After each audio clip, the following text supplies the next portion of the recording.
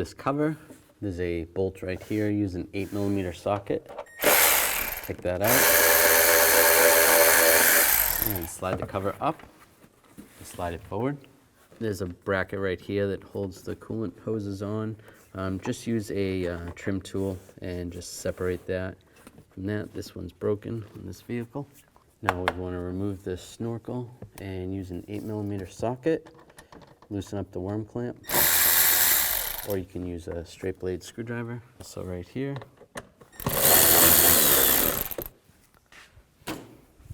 Slide this off. And slide it off the throttle body. And pull it out of your way. And use a 15mm wrench, or you can use a belt tensioner tool. And just put it on the belt tensioner. Loosen this up. Slide the belt off of the idler pulley. You can loosen up on the tensioner. And slide the belt off the alternator, off the power steering pump pulley, off the water pump, and off the crank pulley. All right, take the serpentine belt and slide it over the crank pulley first. And go over the water pump. The back side of the belt needs to go over the water pump. Then go down to the power steering pump.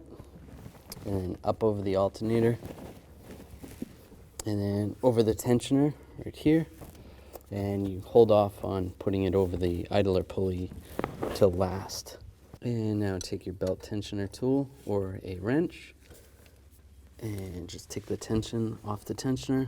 All right, now I'm going to slide the belt close to the idler pulley and take the tension off the tensioner with your wrench or your belt tension tool. Just be careful.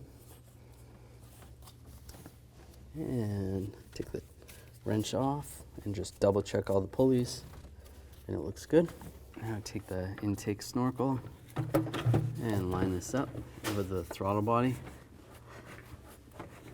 And that's good there. And line it up on the mass airflow sensor. Just like that. And tighten this up. Tighten up that worm clamp, and then same with this one.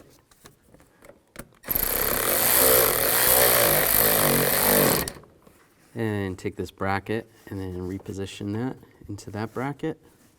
This one doesn't, this one's broken. And slide this cover back on. Get this bolt started. And tighten that up.